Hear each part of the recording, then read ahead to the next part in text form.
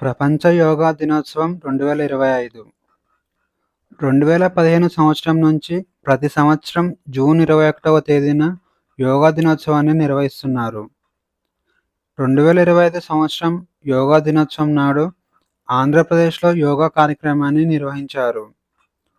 2025 yoga theme వచ్చేసి yoga for one earth, one health. ఈ కార్యక్రమం విశాఖపట్నంలో జరిగింది.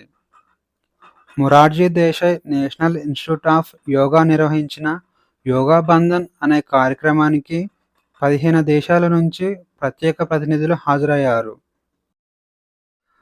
కోచింగ్ సెంటర్లపై విద్యార్థులు అధికంగా ఆధారపడటాన్ని తగ్గించడానికి కేంద్ర విద్యాశాఖ మంత్రి ఒక ప్యానెల్‌ను ఏర్పాటు చేసింది. వినీత్ జోషి ఈ ప్యానెల్‌కు హెడ్‌గా ఉండనున్నాడు.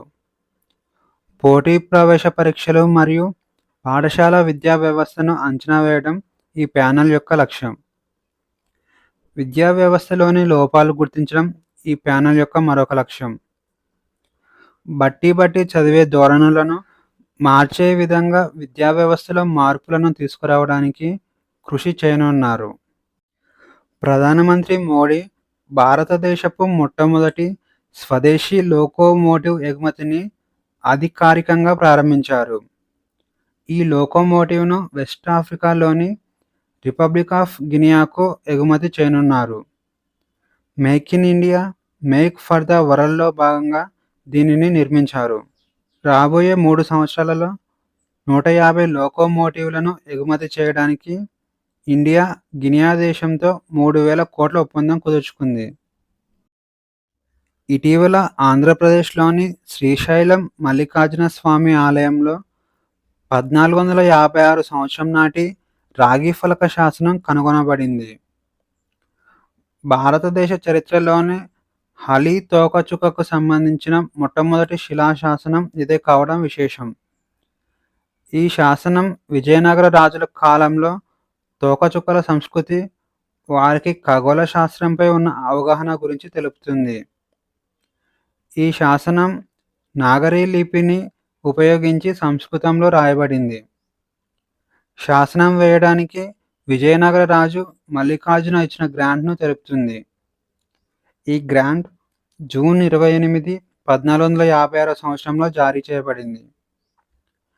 ఈ శాసనంలో తోకచుక్క కనిపించడం మరియు ఉల్కాపాతాల గురించి ప్రస్తావించబడింది. కేంద్ర సాహిత్య అకాడమీ జూన్ 18న 2025 సంవత్సరానికి గాను బాల సాహిత్య మరియు యువ పురస్కారాలను ప్రకటించింది. తెలుగులో డాక్టర్ గంగిశెట్టి శివకుమార్ రచించిన కబుర్ల దేవత పుస్తకానికి గాను కేంద్ర బాల సాహిత్య పురస్కారం లభించింది.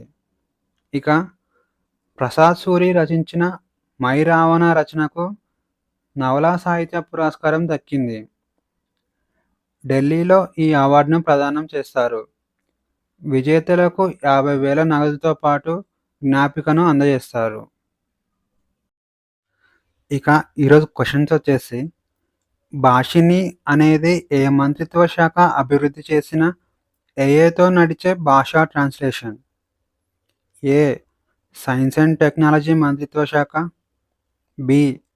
ఎలక్ట్రానిక్స్ అండ్ ఇన్ఫర్మేషన్ టెక్నాలజీ మంత్రిత్వ శాఖ, సి. రక్షణ మంత్రిత్వ శాఖ, డి. హోం మంత్రిత్వ శాఖ.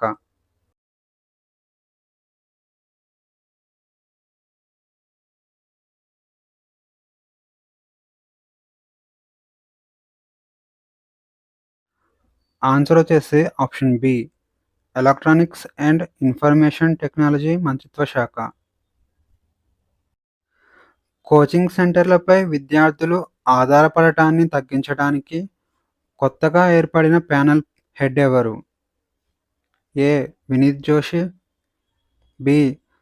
Subhash Sarkar, C. Dharmendra Pradhan, D. K. Sanjay మూర్తి.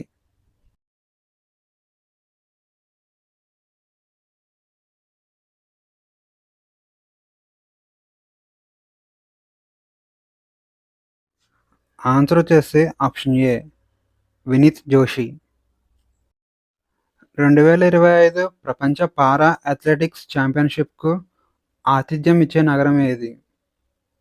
ఏ. Ahmedabad, B. Bengaluru, C. Chennai, D. Delhi.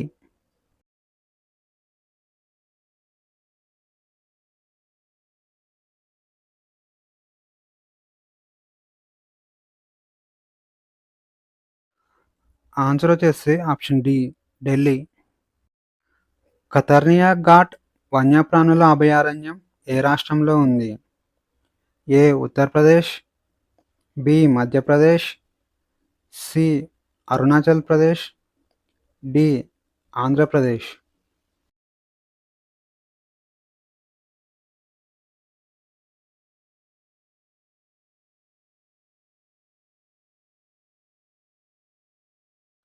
Answer వచ్చేసి ఆప్షన్ ఏ. ఉత్తరప్రదేశ్. ఇటీవల వార్తల్లో నిలిచిన రైస్ ఎల్లో మోటిల్ వైరస్ ఏ ఖండానికి చెందినది? A. Asia, B. Europe, C. Africa, D. South America.